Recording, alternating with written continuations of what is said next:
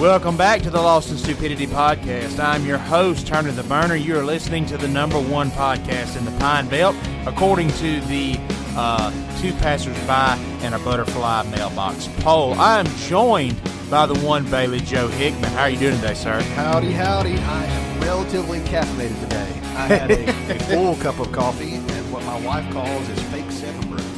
So, fake 7 brew. Oh, yeah, counterfeit 7 brew. Counterfeit, yeah. We got the contraband 7 brew, otherwise known as 7 brew made at home.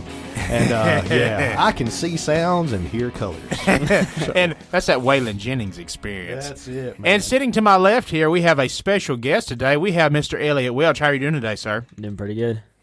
So, today, guys, we are going to, we've been holding off. We've been trying to be balanced as a podcast. But today, we are, we're going to do a hunting extravaganza. We're going to talk about some hunting stories, particularly, that's a hard word. That's right all, there. folks. Some things that have happened to me and my good longtime friend, Mr. Sam Cade, who happens to be Elliot's uncle.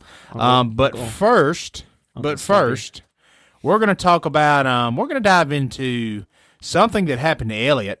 He is, if you can see on camera, you've joined us on YouTube. He is sporting a back brace and an elbow brace because Elliot is very blessed to be here and to be moving.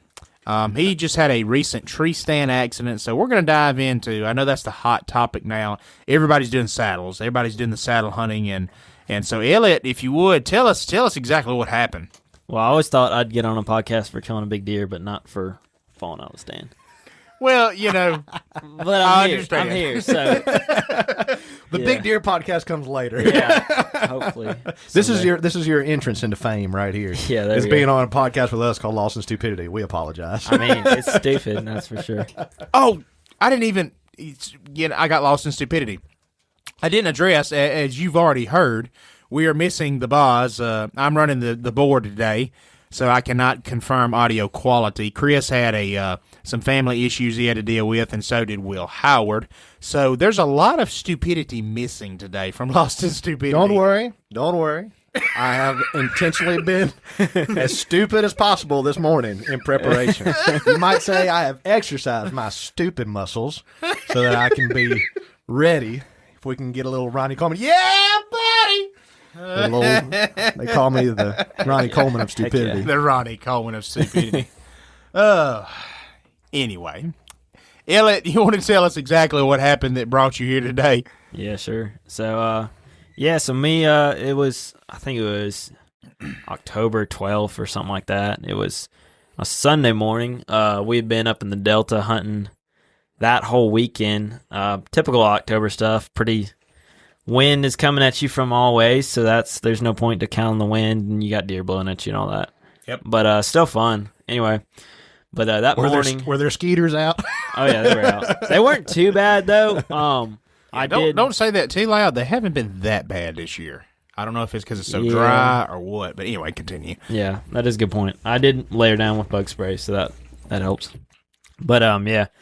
So that morning it was me and Colby Taylor. I don't know if y'all mentioned him on the podcast before, but he'll be dragged in here at some point. The infamous Colby Taylor. The infamous Colby Taylor. Some might say infamous. Yep.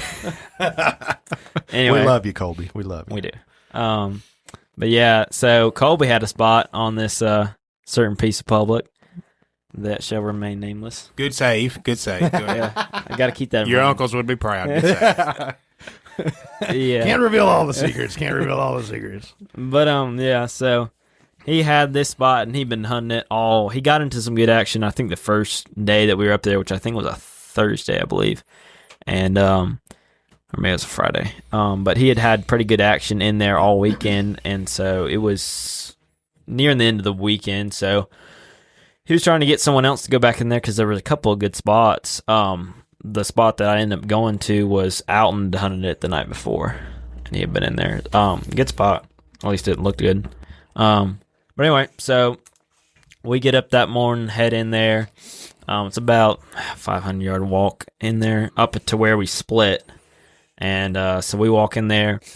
We split up about 100 yards from our different trees, and he goes left, I go right.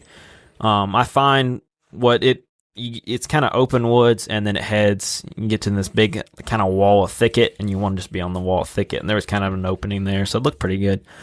Anyway, I get there, kind of make a loop, trying to find a pretty good tree. It's getting on towards light, not too much. I had enough time to get up in a tree, so I pick out my first tree. Go to climbing. I've got a saddle set up that I've got with 4 sticks. And anyway, I climb up that first tree and get up to the top. And, I'm got my big light. I'm trying to shine and see, what everything's looking like. And I just didn't like it. There was a tree off to my left. It was kind of in the way and was blocking a lot of my right shot lane. So I didn't really like that. And I was like, well, if I hop in that tree over there about yonder 10 yards, much better.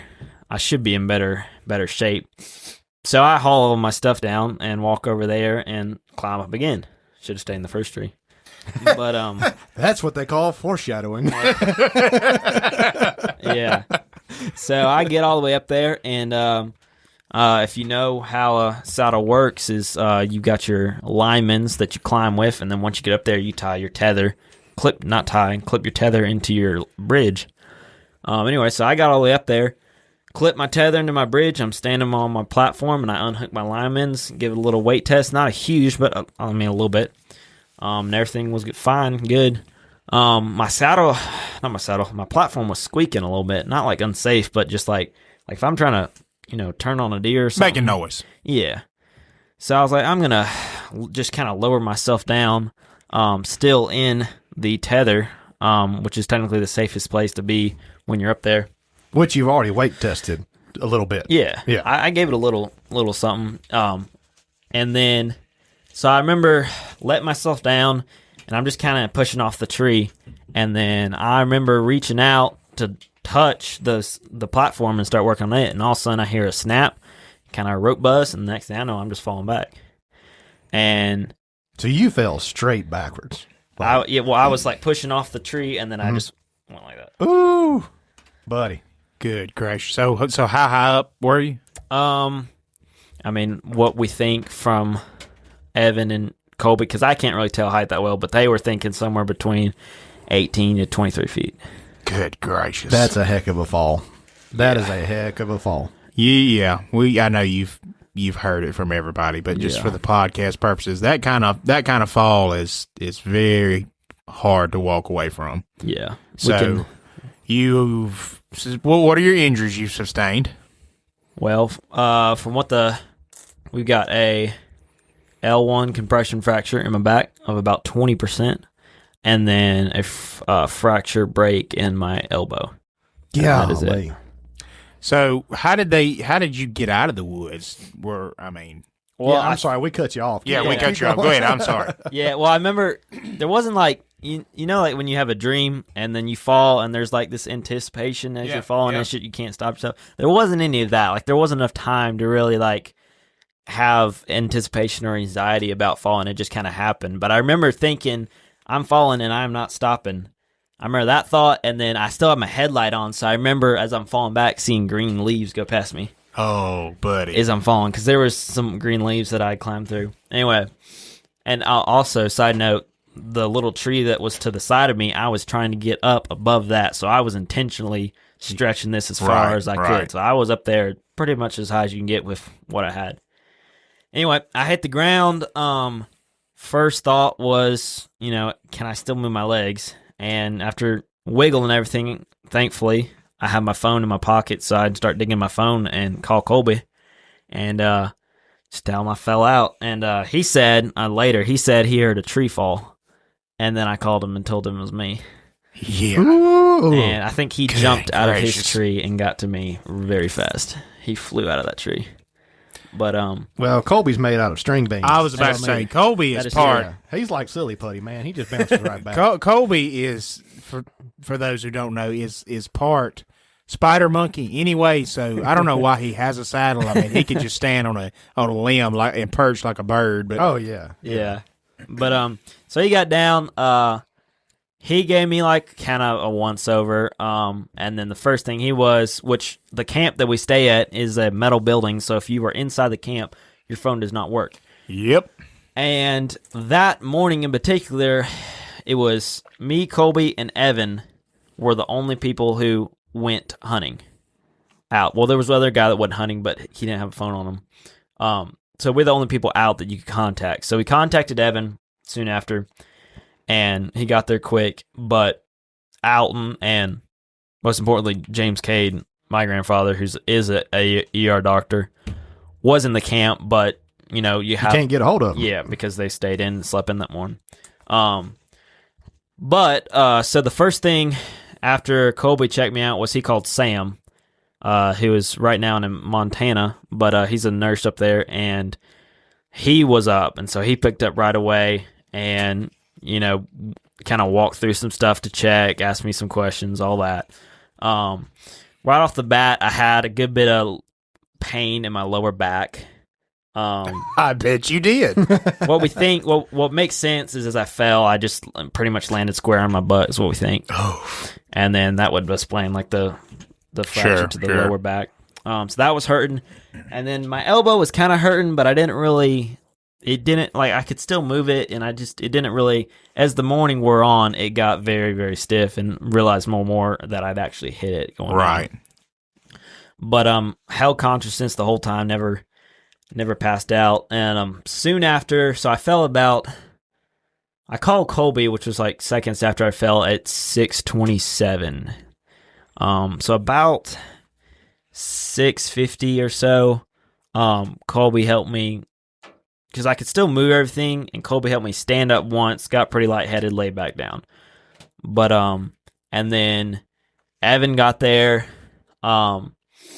I'm just kind of, laying there. About that time, Dr. K came out of the camp and saw some texts and some missed calls, and he called us up. He walked through a couple things, and then he went inside the camp and got out and up, and they started getting ready to come figure out how to get me out. So we knew I hadn't, I could still move. Technically, I probably could have been assisted walk out of there, but you don't want to. No, you don't want to rich anything. No. Right. Mess anything up farther than it was. So, because there's been a lot of instances where people think they're okay, and they'll get up and do something. I know, that was some of our training was like, hey, if you think there's anything wrong with the spine, and again, we were just cops, we weren't EMT or anything, but if it's anything wrong with the spine, you keep them immobilized until EMT gets there. They get a neck brace on them until they can pick them up and move them, because if they think they're fine and get up and reach something or move something, then it could be even worse. Oh man, yeah, you could be paralyzed, and then you really screw yourself over. So that was the thought. Like I said, it wasn't a bad, there were definitely worse spots to be in. We went through a couple options, talking about, Evan was like, well, I could carry him out. That'd be kind of rough. We thought about getting a bike back there and just kind of rolling me out on that. The other thought, which is end up what we're doing, was just bringing the four-wheeler back there. We weren't sure if we were going to be able to get it back.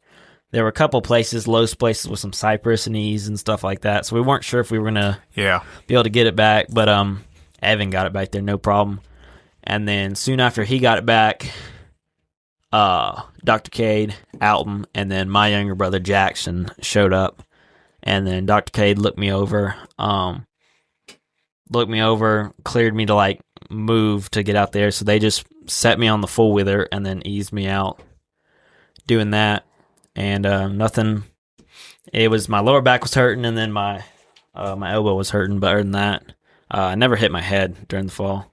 Ooh, praise the Lord! Surprisingly, praise the Lord, you didn't hit your head, and also you didn't land on anything, because that's. I encourage you, if you. I'd love to. I don't know if it'll ever happen, but I'd love to get it on podcast form. But if you haven't been to our YouTube channel, the Indian Hen Outdoors YouTube channel, I interviewed my wife's Uncle Ronnie, and he's been a paraplegic longer than he hasn't been now, coming from a tree stand fall. 30 or 40 years. Yeah. So the fact that, excuse me, the fact that you are relatively unscathed and you didn't fall on a cypress knot or anything. There was a root, no joke, a foot away from where I fell. Big old root that I missed when I hit. So my question is, here's where we get in trouble. What kind of saddle are you using? What is your setup? Did the ropes come with the saddle? Are you using your own carabiners? Did they come? What is your setup? Walk me through what you're using. Yeah, so I have, I think they're called Novix sticks. They are pretty lightweight. They've only got like one step on either side that can swivel. It's not a double step. And I bought this whole setup, not including the platform, from Colby because it was his old one, and he upgraded and sold me this one. It's a trophy line saddle, and then I had a tethered platform, and that's about the main things. As far as like the carabiners, I do not remember where the one that in Pacific, what we think caused the accident. I don't know if it came with the saddle or not. As far as like from the factory, like it came on it when Colby was using it. And I just, kept using it. Didn't really think much about it.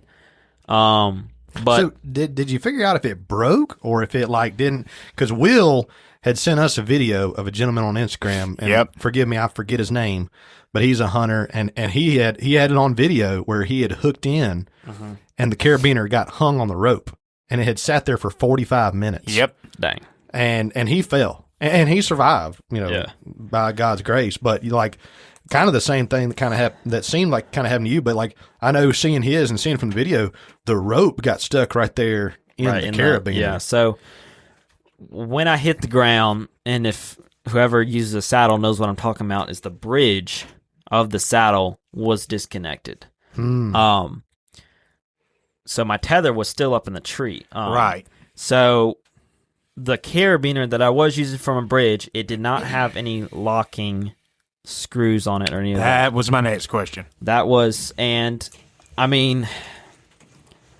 I'm not the safest person, so I did have some. Well, you don't have anybody show up. Never mind. I'm going to be quiet on that one. Nobody in that group, they all adhere to the safety third motto, but continue. Yeah. So I do have some, like on my linemen's, I have that kind of locking where you like twist it around, but I don't use it consistently. I probably I should, but I don't. I didn't up till now. Well, we're all guilty of that. We've done it 1,000 times. No matter what it is, whether it's hunting or working and going, oh man, it'll be all right this time. I've done it before. Yeah, and I got away with it. Oh, we've all done it. Yeah, I mean, I stepped off a platform polishing a Freightliner and fell 13 feet, and that wasn't the first time I polished that Freightliner. Yeah, but and by like you said, by God's grace, like I wasn't hurt, but it was a wake up call. Like man, and because I didn't put a railing up, that I hadn't put up. The last 18 times. The last 18 times I polished a Freightliner. And the I believe the name on it was, I think it's like Black Diamond or something like that. It was about that big, not an overly big one, but it didn't have that loop. And then the trophy line, the Pacific trophy line saddle that I have, where it connects, I mean, it's pretty thick. It's about that thick. Right. About 2 inches for our listening audience. So with a smaller carabiner and with it being that thick, what we think happened is when I clipped it, it didn't clip all the way. Yeah. And then, so I get up there, little weight test, maybe kind of works it around, it starts doing stuff, and I put full weight on it, it starts doing more stuff, and then it finally snaps, runs through, which is what the rope was, the noise that I heard was it running through my tethered carabiner, and then it just comes loose and away I go. Away you go. What a way of putting it. Well, and I want to get into that too, because I've just recently purchased my first saddle. I'm by no means an expert, but I've hesitated to go to the saddle for several years now, and I've been playing around with it and doing some hard testing.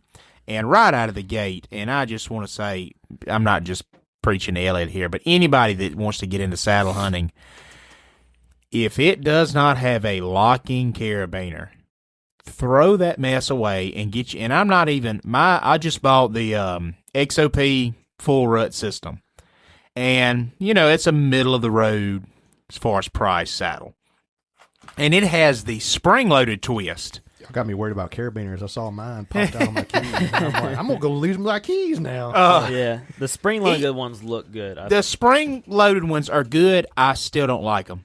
Like, I know somebody's going to say, oh, you're being paranoid. To give you my background, I've worked on a lot of roofs, done it all the way back when I was a kid. My dad did fire rescue where he worked for probably 25 years.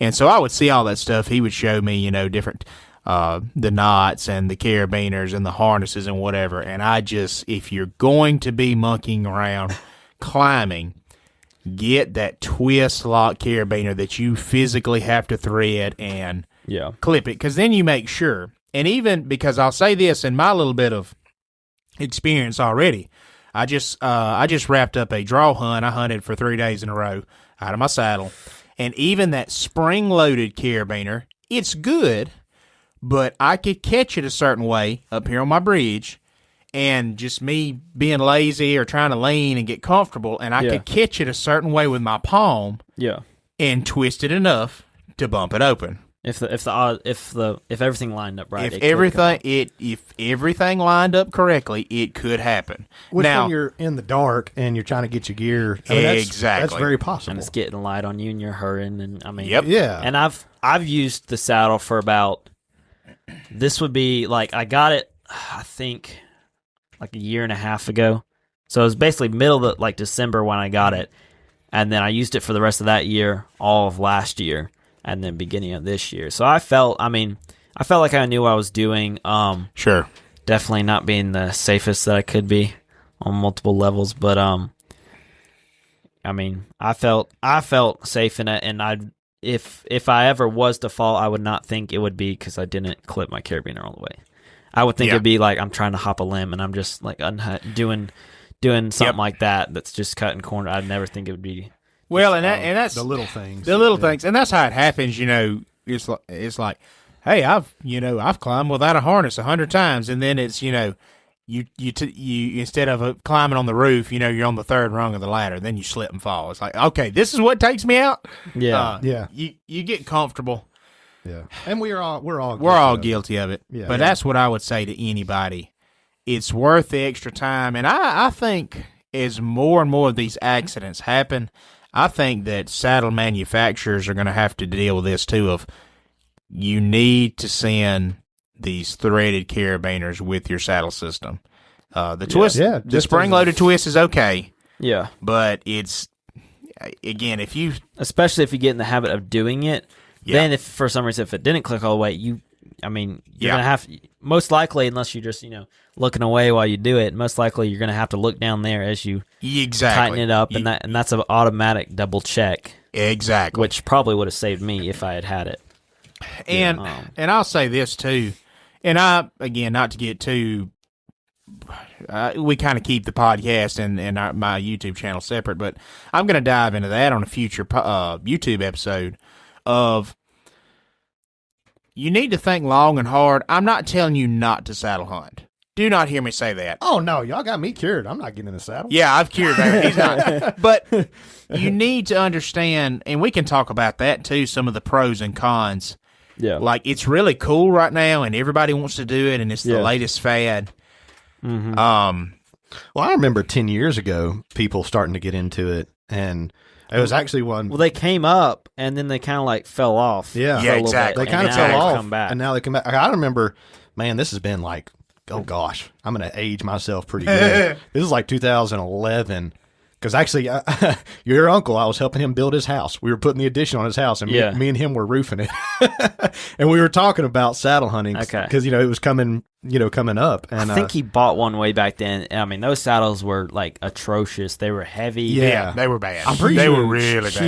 And heavy. Pretty sure we used one as a to help roof to help us as a tether to help us while we were putting the roof on his house. Yeah, he has one. But but I remember when that was all coming up, and like you said, we kind of fell off, and everybody just kept, climbing stand hunting. Yeah. And that's all I've ever known.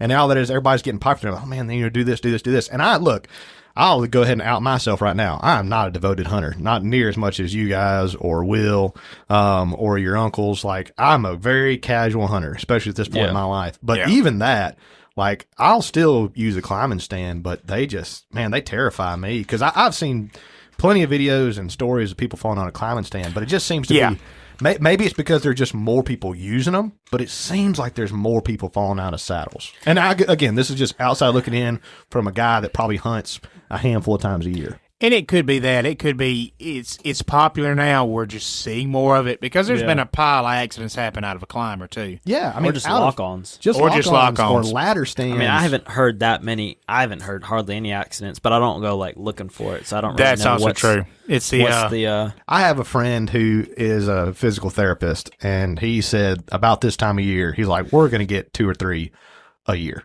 Dang. Yeah.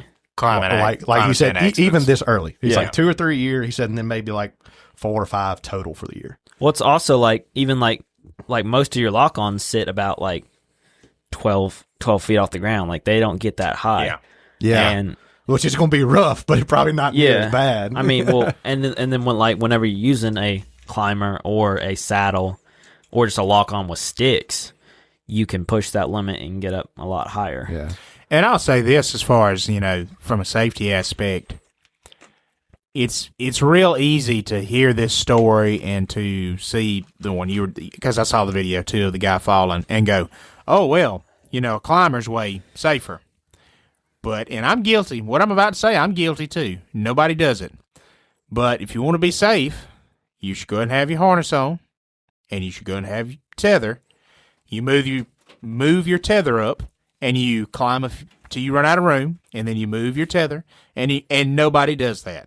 We get in a old man or a summit or whatever, and we go up the tree, and then we put our tether on. And how many people have lost the bottom of their stand, and it wasn't tied? Or it happened to me 2 years ago. I was in an old man, and wasn't tethered, and it was a really gnarled up old, like I think it's like a pin oak or something, but it was growing in the bottom, and it was really gnarled and turned. It was not a good tree to be climbing, and I was having trouble climbing, and got up there and slipped, and I had my platform tied at the bottom, but it still fell straight down. Yeah. And no tether, and I fell and caught by my armpits in the top piece. Thankfully, it caught me. Yeah, right. That was always one of my fears when I used a climber was the bottom falling out and trying to figure out what to do then.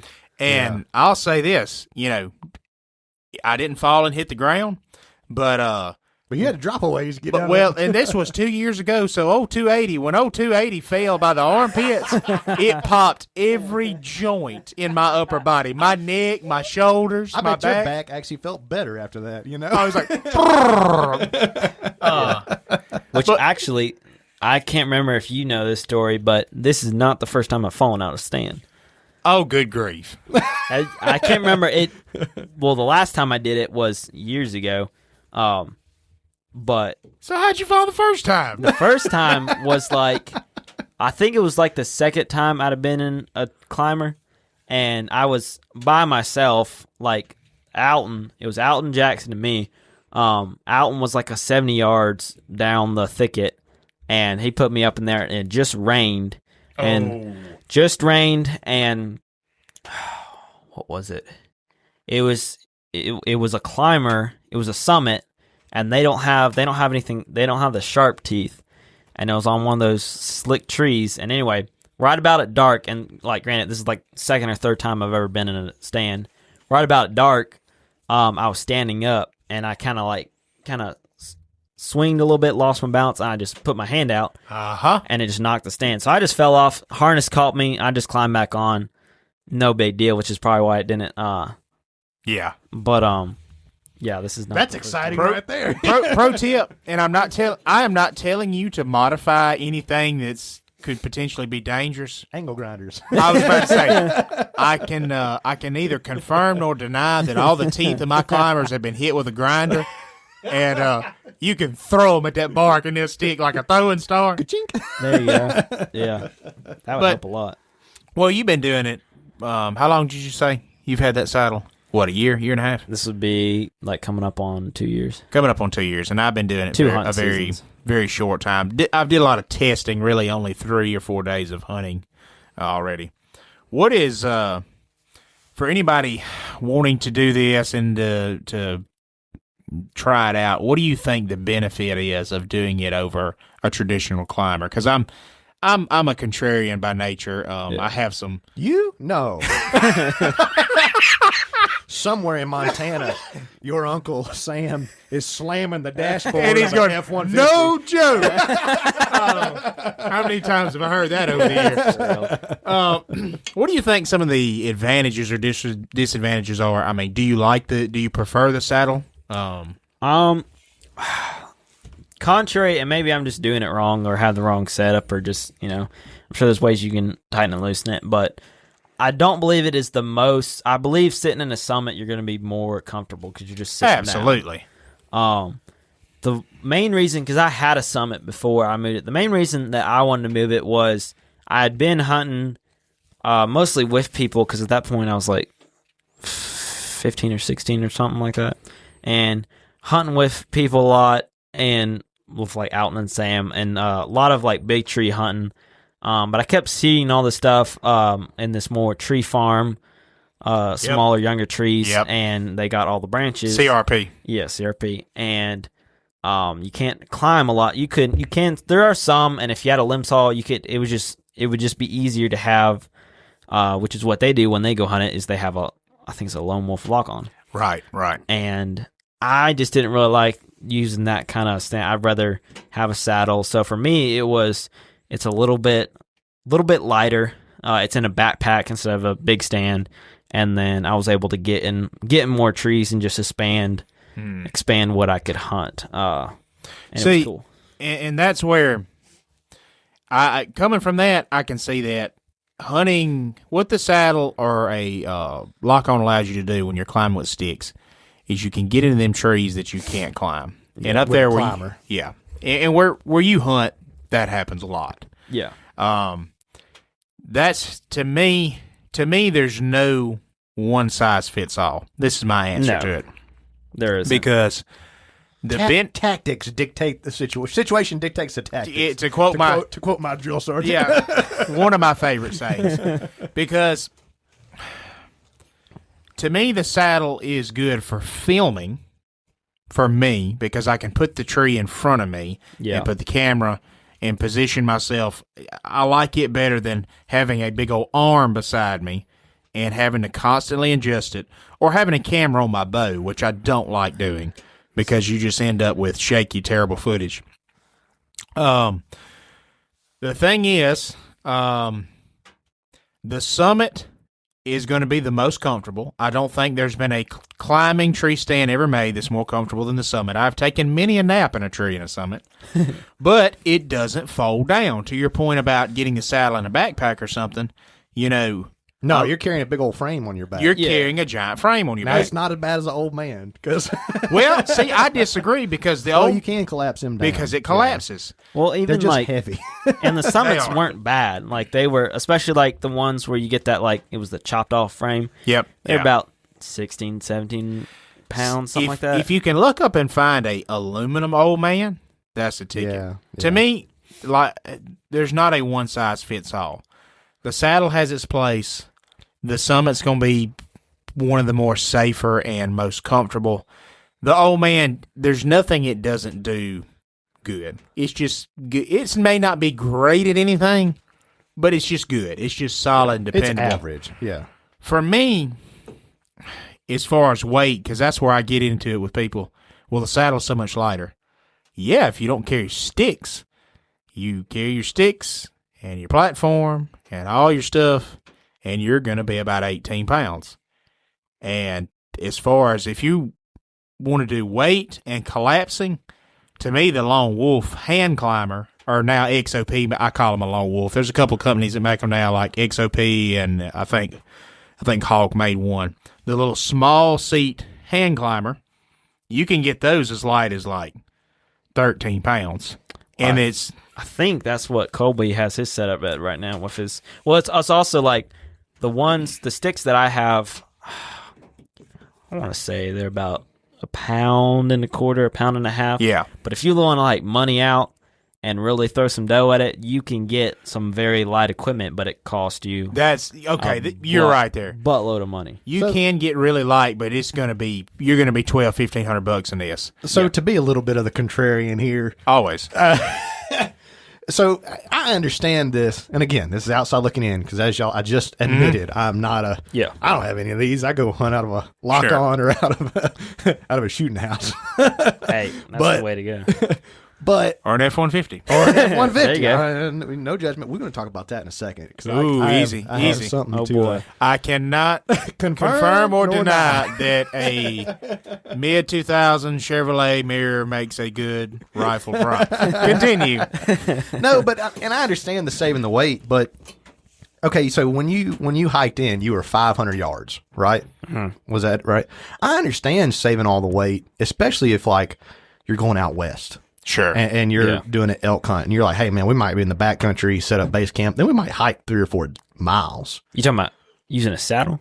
I'm talking about like just anything. On a longer hike. But I know where you're going with this, but go ahead. I'm just being a contrarian. The Western hunters out there going, we don't use 2 stones. Yeah. Go ahead. I don't care. Also, but you say that, but you sent me that article right. about these elk hunters going, hey, you know, it works really well. If we take a climbing stand and go by a water hole. We get close to a water hole. I'm like, funny. oh, really? That's it was funny. literally, they were guys having trouble, you know, they were stalking the elk and doing all this, and they were like, well, we found a really successful way. We actually use something called a climbing stand, and we get by a water hole. I'm like, yeah, you know, that's really Sherlock. I was like, that's the thing y'all give us so much grief about in the East. But That's anyway, hilarious. Go ahead. But my point is like, and I get saving weight. You know, what is the old, ounces or pounds mentality? Right. But if we're on average walking 400 or 500 yards, What difference does it make? For sure, if you're just walking that. If you're doing that, yes. But again, like, as somebody that doesn't do it as often. No. You are absolutely right. And that's something you need to consider. Because I think for me, again, I'm just more comfortable in a climber. Yeah. So whenever I have the opportunity to go, whether it be using yours or somebody else's, I'm going to take a climber 10 times out of 10. But that's just my comfort level. But then where whatever it is, climber or saddle, a hand climber, a true hand climber, or a saddle comes in, like my hunt that I just went on, because it's public land and you can't drive back there. I walked, according to Onyx, I walked 13 miles in 3 afternoons. Yeah, that'll do it to you. Well, one day particular, that was like an 8.5 mile loop. Yeah, that'll do it to you. And we that spot was 500 yards, but I mean, you go like just the snap of the finger, especially like during the rut when we go a little farther deeper, trying a little more. Snap of the finger, like from evening to morning, you can go from a 500 walk to a mile. Yeah, and you just don't know which one you're Yeah, so it's like, so at that point, if you had the change and you just wanted to go hop in a climber, if you had that, then that would work. Right. But if you just wanted to have one, that would work for both. And you said it perfectly. It's situations dictate the tactics. Yeah. I mean, it's preference, personal preference. Personal preference. And you got to be able to hit the dang deer. Oh, we hadn't even got on that. We haven't even started. We haven't even got on. Me and Alton were hunting. This is 10 years ago. We were hunting at an undisclosed place, but we had to take a boat to get there. I know. And he let me off, and I found a couple trails, and I was like, okay, I got out. And at this particular place, I was, had a doe tag. So old Nanny comes out and, climb 15, 18 feet in a climber. Yeah. And let one fly square at her. And did not have my lanes cleared like I wanted to. And a dang old elm tree with a little branch that big ate my broadhead. And it was stuck in it. Just stopped it. And That's Alton hilarious. comes back up with the boat later. It was 10:30, something like that. We were going to go get lunch. I was so mad because I was going to come back and hunt that same spot. And I took my limb saw and I cut the whole dang thing. I cut the limb off with the arrow sticking out of it. And I walked back to the beach where we were at and just holding up that arrow. Because Alton's text message to me was, do you have any luck? And so I just walked out holding up the tree limb with the arrow sticking in it. That's funny. Yes, I killed an elm tree. Oh, so I don't know if you wanted me to go any farther into what the doc said about. Sure, by all means. It is pretty. Goes By into the all more, means. more miraculous Miraculous. What he said. Ooh. Ooh. Big words in this podcast. Podcast is called Loss and Stupidity. Don't come at us for saying stuff the wrong way. We told y'all in the title. The thung my tongue. To quote my favorite Adam Sandler movie. But Yeah. no, but by all means, go into it. Yeah. So anyway, we go back, get back to Hattiesburg, which is where we live. Go to the hospital there, and yeah, I wouldn't have went to the hospital up there either. yeah, that was and it wasn't like I was in like critical care. Like I was okay, and so like you could ride a little ways. let's head on now. I'm good. Well, that's really. what the nurses say. They were like, when this happened? And we were like, well, it was this morning. Like, well, there's hospitals up there. And we're like, yeah, we know. We know. But anyway. so after the x-rays and the scans and all that, the doctor that came back, he said it's an L1 compression fracture, 20%. He said that at that height, I had a 20% chance of death on impact. Golly. Probably much, and he didn't say it, but I'm just assuming that the chance of being paralyzed is much higher than that. Yeah. I would imagine so. Yeah, if death is 20% of the option, I don't want to know the other 80%. Yeah. It's probably being jacked up, to put it gently. So there was that, and then so the fact that I didn't just die on spot, and then this is the other thing that just like it took me a second to realize, but it the next day it was the next day or the day after, because it happened on Sunday. That Tuesday, we went back to a different doctor to take another look at the elbow, and it just kind of hit me. I think my mom said something, and it hit me that I am not sore. I was not sore at all. Like, we think I landed on my butt, which makes the most sense. I should be sore. Yeah. I was sore nowhere. Dang. Which it's just Providence is all I can say, because I don't see how I wouldn't have been even Man, just I'm a sore little from bit. sleeping wrong. Like, this morning. Hey, God, we serve a mighty God. Amen. We sure do. I don't know, but I don't know why, but he said it wasn't my time yet, so I'm still kicking. Praise the Lord. Praise the Lord. You still got plenty of work to do for him. That was the main thing. The fact that I didn't die, I was able to. I mean, the next day, like I put the brace on and was walking around, just fine.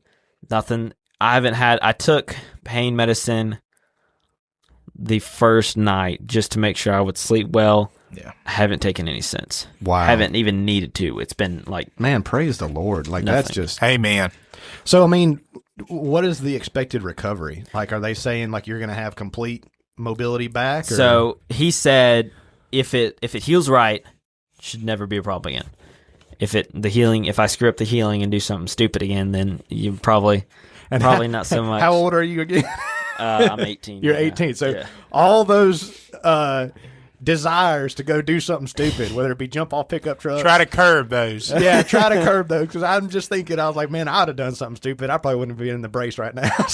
So good for you. For how long do you have to be in the brace? So it happened like 2.5 weeks ago, something like that. I forget, but probably it happened like second week of October. So like the first or second week of November, we'll go back to the doctor, another x-ray on the back, and depending on how it's looking, like if it's looking like it's doing good, then for the month of November, probably still be wearing the brace, but probably wearing it less, kind of weaning off it, depending on as much as you need it. If it looks good, looks like it's healing, is what he said. So in theory, all goes according to plan. By December, I should be able to have it off and walk around without it supporting. And I don't have to like sleep in it, and I can take a shower without it. So I've moved around and walked. I'm trying not to, but I don't have to have it to walk around. So that's really good. So by December, should be able to have it off, and then it just depends on how that healing process how from there I can start putting load back on it. Just doing, because right now he doesn't want me to lift more than 10 pounds. So just putting load back on it would be the next step after that. Wow. Just take some time and 6 months from now, we'll be back to buddy. Lightweight, baby. No, that's amazing though. I'm glad that you're here and glad that you're well. And Me too. Now, you mentioned it a little bit, but I'm going to ask another question before we get into some more hunting stories. Yeah, go ahead. But what do you feel like the Lord, because again, we've talked about this before, we're followers of Christ on this podcast. Yeah. Mm-hmm. What do you feel like the Lord has been teaching you? And, we're biblically, I think, we go through trials, we go through refining like gold, which is not an easy process. Yeah. That's, heat and pressure. Yeah, for sure. What do you feel like, and I know it's early on, this only happened 2 weeks ago, but what do you feel like the Lord is, really kind of giving you the opportunity to learn or the opportunity to draw near during this time? It hasn't been like for me, like emotionally, it hasn't been hard. Yeah. I think the main thing that I keep going back to is one, just realize, like you said, I mean, you start just doing stuff over and over and over again, and you just forget that this is pretty dangerous. And I felt pretty comfortable up in the tree, doing the saddle and doing all that. And I mean, Lord willing, I'll be back in a tree someday, and doing it again. But just realizing that if I had slowed down, taken my time, double checked some stuff, probably wouldn't have happened. And the thought that scares me would be a simple mistake like this. I hit the ground and I can't move again. That would, especially for me, I'm very active, love doing stuff, that would have majorly sucked. I mean, the Lord would have got me through it, but it would have been rough. Yeah. So praise God, I can still do absolutely stuff. an opportunity to be so thankful for what we're given. Yeah. Whether health alone, like I think we're all getting those situations where we're like, man, just this or this hasn't gone my way, but let alone if you had health, especially like Uncle Ronnie, talking about man, he's thankful to be alive, let alone, but that's something that he lost was that mobility. So that's awesome. And to that end though, a powerful testimony come out of that. Yeah. But also you having your health and you said it earlier, it wasn't your time to go. Yeah. Don't waste it. Yeah. That's every day. Absolutely. Anybody out there that's struggling, every morning you wake up is another day that God said, okay, I'm not done with you yet. Yeah. I'm not done with you yet. Yeah. So you don't waste it. And the same thing for trials. I know I quote Rick Burgess a lot, but he talks about trials and suffering and going through things, and that's the first thing he says, don't you dare waste it. Yeah. When we go through things to be refined, we go through things so God can teach us whatever it is we need to be taught. So when you are in the middle of a trial or a tragedy or whatever, don't you dare waste it. Yeah, it's that opportunity to draw near to him, to draw, and like you said, to see what he said. Sorry, we had to throw that VeggieTales/South. Well, of course. Hey. Every week. Oh. Yeah. Shout out Will Howard. The old thrill Billy. So, any idea how we're doing on time? It is currently 2:45. Well, that don't tell me anything. I don't know. So probably about an hour. We're getting close to an hour. Well, I got here at 1:45, so we probably started at 2. Cool. So we have time. We need to dive in some stories. We dive in a story. Hunting stories are great. I love them. And so the reason Mr. Welch is here is because I have kind of a strange background. My dad was a car guy. He was a motocross guy. And he's a camping guy. We always went camping. That was a big part of my childhood, exploring Appalachia. He was a big history guy. He really wasn't into hunting that much. He hunted some as a child, and they did, of all things, I'd do a podcast on that, trapping. Trapping was very big back in the, late 70s, early 80s. Yeah. They didn't do a lot of deer hunting. So I didn't start really deer hunting until I started hanging out with Elliot's uncle, my good friend Sam. And Uncle Stumpy, as I like to call him. I'm sure. That's what I have him as in my phone. Oh, yes. Please tell me you have him that. I'm going to Uncle text Stumpy. him after this. Uncle Stumpy. Next time he sends me a reel on Instagram, I'll be like, thanks, Uncle Stumpy. Yep. Oh, that's fantastic. Oh, that's fantastic. I'm sure he appreciates that, To too. quote him from last alligator season, I'm not a whole man anymore. Oh, That was the first thing he told me after that. oh, that's fantastic. So, Tell him what you're referencing, just real quick. Yeah, so that would be when Uncle Stumpy was not Uncle Stumpy, and he became Uncle Stumpy because he got the end of his right, or is it left? It's one of them. It's one of his middle fingers. He got the end of it bit off by an alligator. Yes, I'm true gonna story. Clean up I was about to say, elbow. oh, no, he's in my phone as same as Moses. Anyways, continue. Sorry. We got off on Uncle Stumpy. So, for the rest of the podcast, we have to call Sam Uncle yeah. Stumpy. So, you started hunting with Uncle Stumpy. I started hunting with Uncle Stumpy and y'all go way back. and his older brother Alton, and they kind of showed me, along with your grandfather, Dr. James Cade. They showed me how to deer hunt, and how to bow hunt, or how they bow hunt anyway. Alton knows how to do it. Everybody has their own way of doing things. That's for sure. But so this led to many misadventures. I'm going to have to handle this situation delicately. There's a lot that goes to it, but I think enough time has passed. We can all laugh at it. I hope so. I have nothing. I'll laugh at it. I have. Elliot doesn't have to take a side. Yeah, right. He didn't have to take a side. That was a long time ago. I have nothing to hide. I'm married with 2 kids now. But so to set the stage, me and Sam, especially in our younger days, we were both feisty. We'll put it at that. Strong-headed. Strong-headed and quick to anger. Probably, sadly. I have tried to work on that. It is not. I lose that battle most days.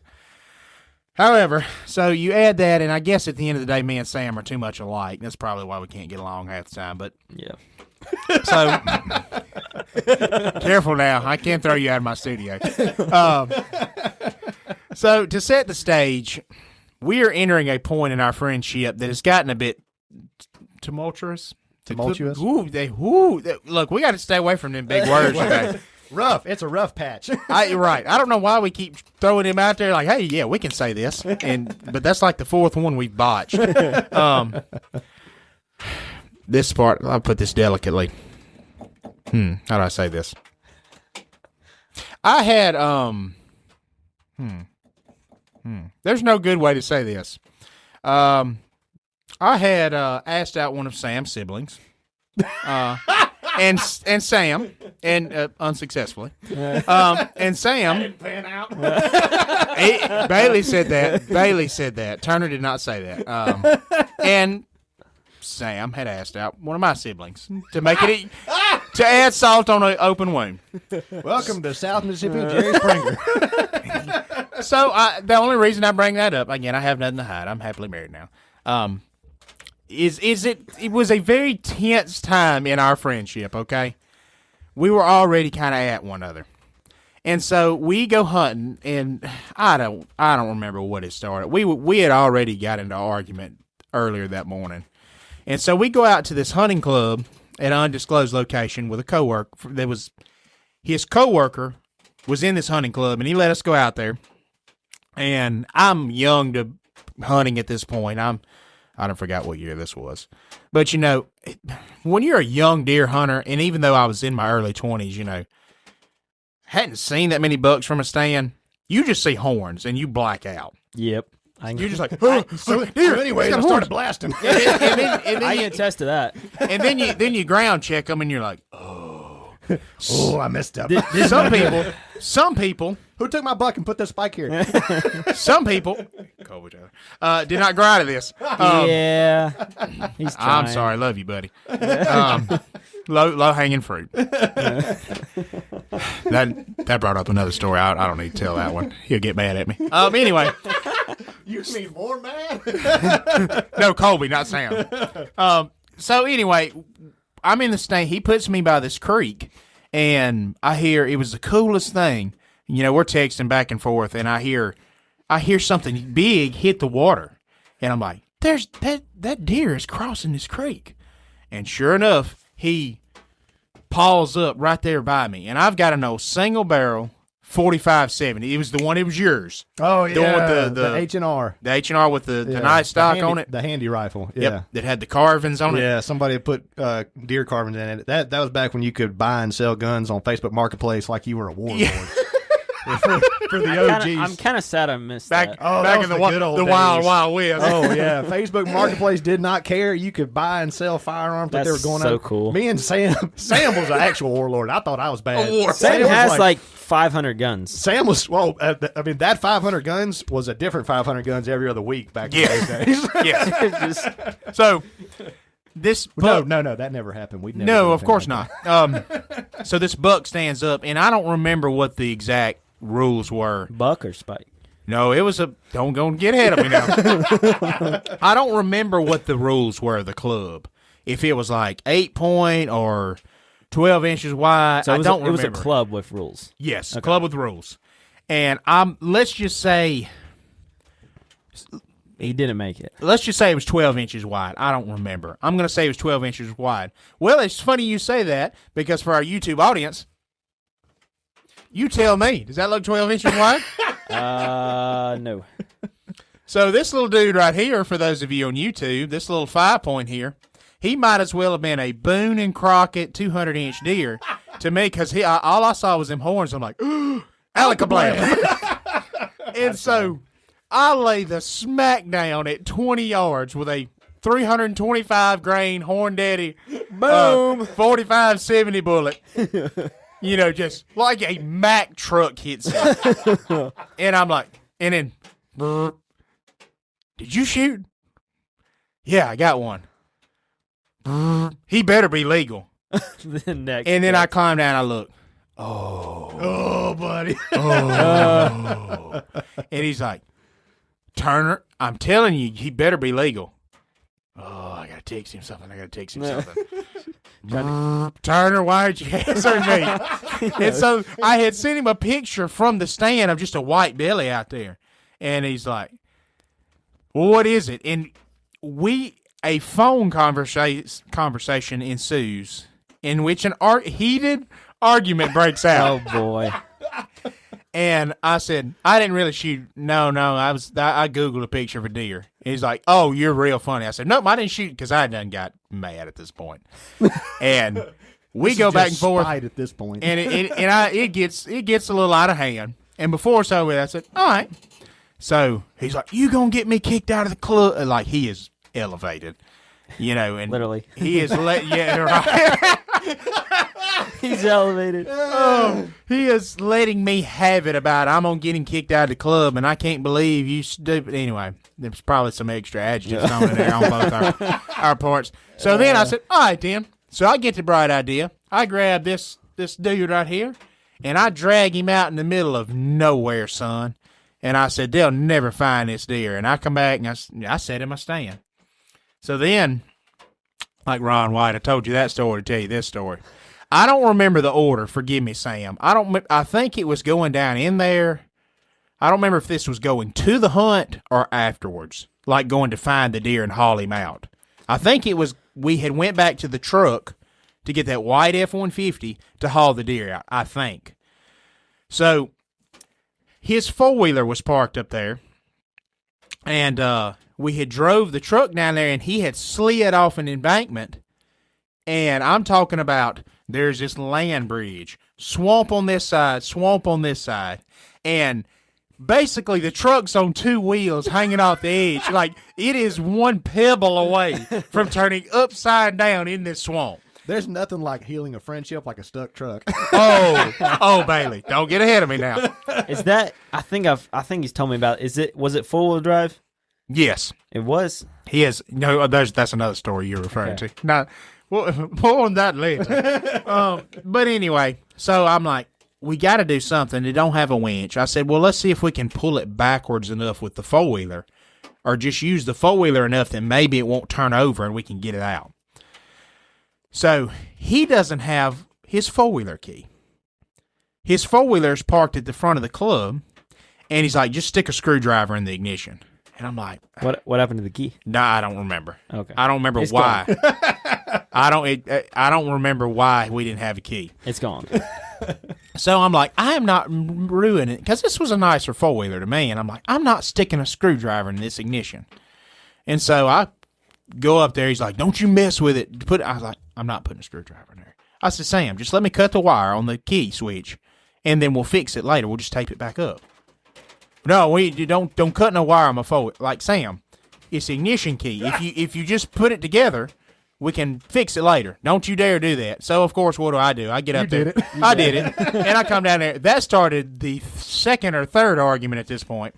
So then I've got my come-along, and I'm trying to hook to the 4-wheeler and hook it to the come-along. Well, I've got my dad's old come-along to try and winch it out my hand. Hand winch, for those of you that don't know what I'm talking about.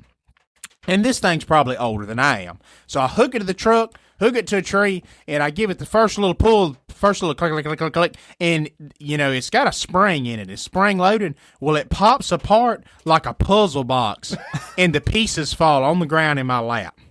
And I'm like, yeah, at this point, I may or may not have slung what was left out in the swamp in a moment of... We're going to have to take a trip to Harbor Freight after this. in a moment that I may have lacked some self-control. So now we finally got the truck out. We've messed up a 4-wheeler. I've thrown away the come-along. So now we have to go find the deer. We go rounds about that. Like, he's over there. I drug him like 80 yards. He's like, I can't believe. I was like, well, at this point, like, if it's going to cause that much trouble, you know, leave the thing. Because he's going on and on, you know, like, he's making it sound like he's going to be put in jail for shooting he's laying it on thick at this point. Well, then we realized we forgot our flashlights. So we have 2 iPhone 8s. Oh, so this is the evening. Oh, yeah. Oh, okay, I thought this was. Oh, it's dark now. It's dark. We're out there. Best deer hunters ever. Oh, Bailee, we are out there in the dark with 2 iPhone flashlights. And that deer fell through a black hole into a wormhole into a pool 2 hours later. And we cannot find this deer. We walked and we hunted. I'm like, he's gone. I said, Bigfoot got him. I don't like, and Sam is, you know, livid. The veins are popping out in his neck. Like, what did you, dude, I'm telling you, I drug him somewhere right here. And we walked and we walked. And finally, we found this deer. Listen right here. Took it out silently. Went back to the truck. And so for that moment, things kind of quieted down. Until the next day. Got kicked out of the club. Really? Yep. I said, well, what did unnamed person say? He's mad about it. He's peeved. Sam, I'm sorry, buddy. I really, you know, and I honestly was. I was like, man, I hate I did that. And 1 month, 1 whole month, every time I see your uncle, somehow it's going to come up, and he's just like, here's what it is, man. And just give me one of those. And then finally, he done that one night. We were playing ping pong or something at Alton's house. And Tyler. Oh, boy. Tyler Hunt. I was not expecting him to come with the story. Tyler Hunt goes, Your hey, other uncle. Your other uncle. Tyler Hunt goes, hey, man, you do know he didn't really get kicked out of the club, right? What? Yeah, man, he's just messing with you. You know that son of a mother loving. So that concluded that chapter of this little 5-point right here. Nearly ended 2 friendships multiple times. Good on you, Tyler. Good on you, man. So That's hilarious. love you, Sam. I don't think I've ever heard that story before. I don't think I'd ever heard that story before. I've heard a lot of y'all's, but I don't think I've heard that one. There's so many.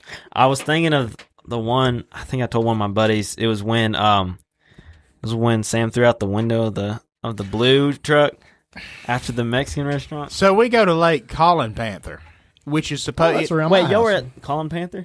Okay, I didn't realize it was that one. It was supposed to be because we had never been there. We wanted to go fishing, and I literally Googled best bass lakes in Mississippi, and Colin Panther Lake was supposed to be, just outside Crystal Springs. yeah, some of the. I don't remember if like the state record bass or some of the state. It was supposed to be a good bass fishing destination. They got some hosses up there. Yeah. and a cool place.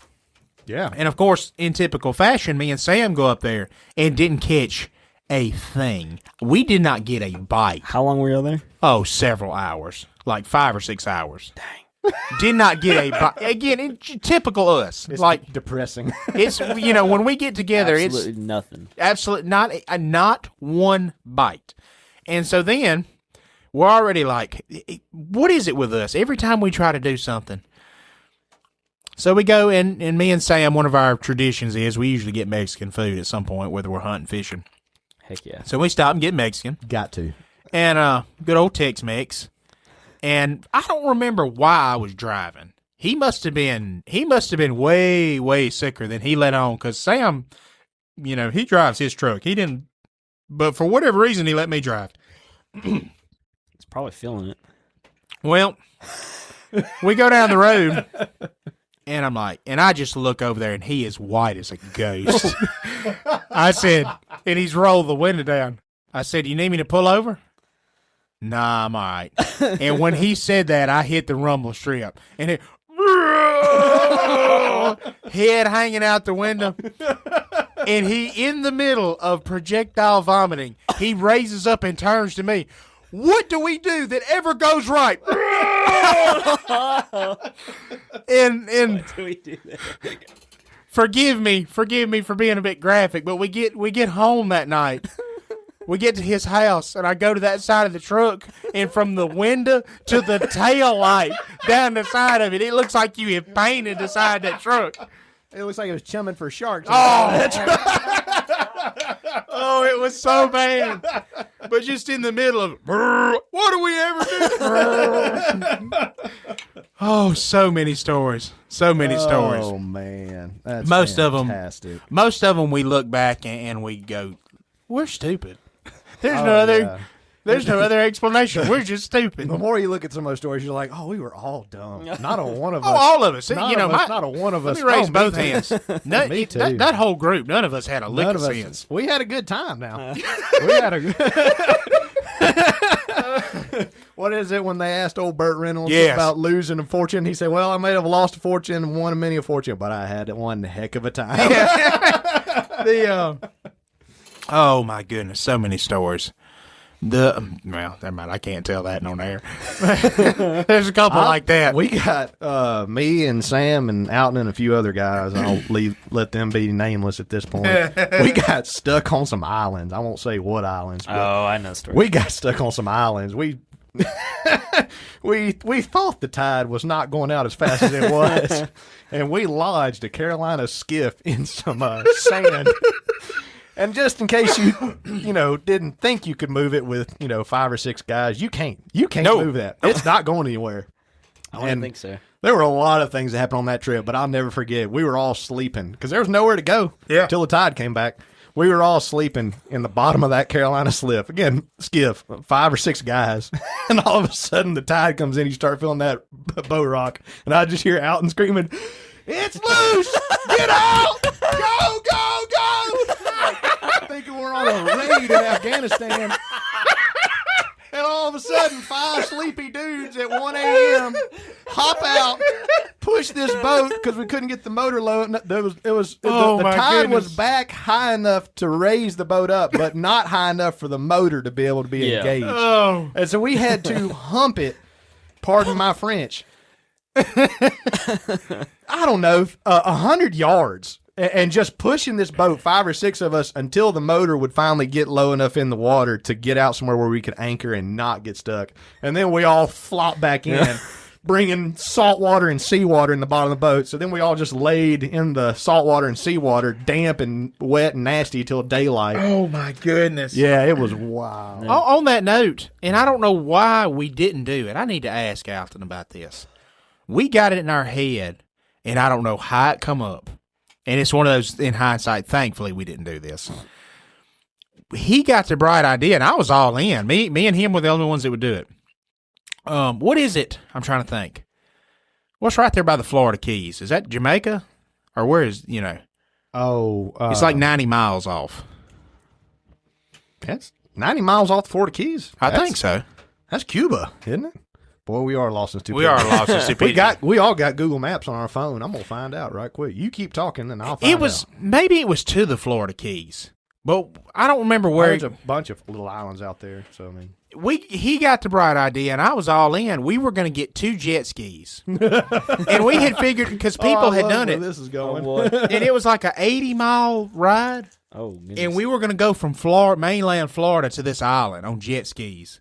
That was the idea. I'm glad, in hindsight, I'm glad we didn't do that. You can go to the Grand Bahama off the... That may be the Bahamas. East. Yeah, east is the Bahamas. Bahamas? If you go south, you're going to Cuba. I don't think y'all are going to Cuba. No, it must have been the Bahamas. One of those, somewhere down there, it was like 80 or 90 miles, and he's like, yeah, we can get us 2 jet skis. And go. I'm like, hey, I'm down.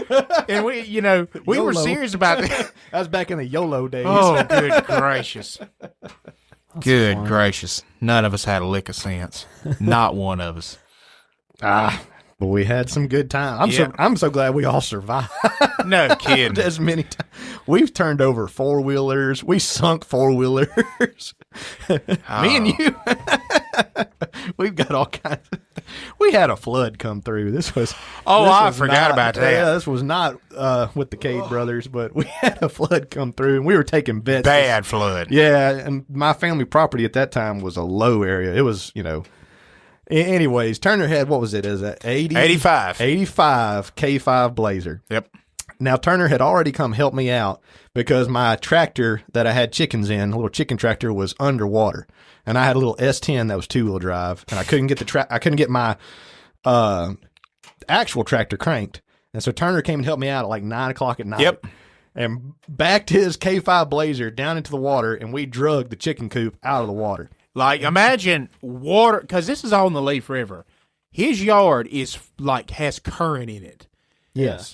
My Blazer was lifted like 4 inches, and the water's above the tires. Yeah. Hooked to the chicken coop, getting it out. We hooked, I waited out crazy. there and hooked up because I had a chain to it. Yeah. One of those you can move around to let the chicken Bailee coop. is waiting with a chain out there to rescue the chicken coop. I got it hooked in there, and I hear Turner, and I say, all right, let her have it. And I hear Turner go, hang on, little chickens, let's go. And we drugged the chickens out of the Leaf River, and they all survived.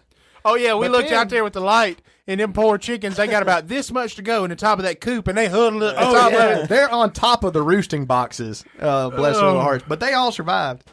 And then we got the bright idea. It was me, you, and I think James, our buddy James, the cameraman. James, and for those of you with the Indian Hen, he was in the early days, and hopefully he'll come back and be in some extra episodes with us. But James, the cameraman, and we got the bright idea. We were like, well, I know where the road is into this field, and I bet it's only about 3 foot deep. Now there were some parts where this river had rose that coming through this because it was like an island. There was the river, a high spot, and then a low spot. What were we thinking? When the river was low, it was all dry. But when the river rose, it made an island out there. And we were like, we can get out there. We can do it. And we pulled Turner's K5 Blazer down and just started edging. And there were fence posts. And then the fence posts were gone. Uh-huh. And it was just like, all right. For those of you that don't know, an old square-body Chevrolet's got 4 headlights. Yes. When the top headlights went underwater, we have messed up. The top headlights went underwater and the fence post ended. Yep. And I told Turner, I was like, we have about 10 feet. If we go off either direction, it's like a 5-foot drop. And you're literally... It's whole K5 Blazer. We slowly and precariously backed out. I thought you said you were about to go forward. Oh, no. I was scared to turn around. We backed out. We got to the point where you could feel the front of the Blazer tilting to the right with the current. Because the current is flowing as it's going. It is starting to cover the front light. Yeah, it was a bad deal. Why were you trying to get out there? Because we were stupid. To see if we could. Oh, just to see. Okay, that's there's no other reason. Coincidentally, for those who would like to know, we saved the chickens already. We saved the chickens, but 3 or 4 weeks later, 3 or 4 weeks later, Turner pulled the drain plug off said 700R, and the transmission fluid looked like Pepto-Bismol because that's how much water was in it. And then I put a transmission in it. I mean, it's a testament to how tough that 350 was, you know? Oh, yeah, it probably had water going through the whole pan. Oh, man. Well, we could Good times were had by all. we need to do another episode like this because we've so many bad stories. But I want to thank y'all again for listening. Thank Elliot for coming in and sharing his story. Yeah. And I'm Turner. I'm Bailee. I'm Elliot. And this has been the Lost in Stupidity podcast. Yee.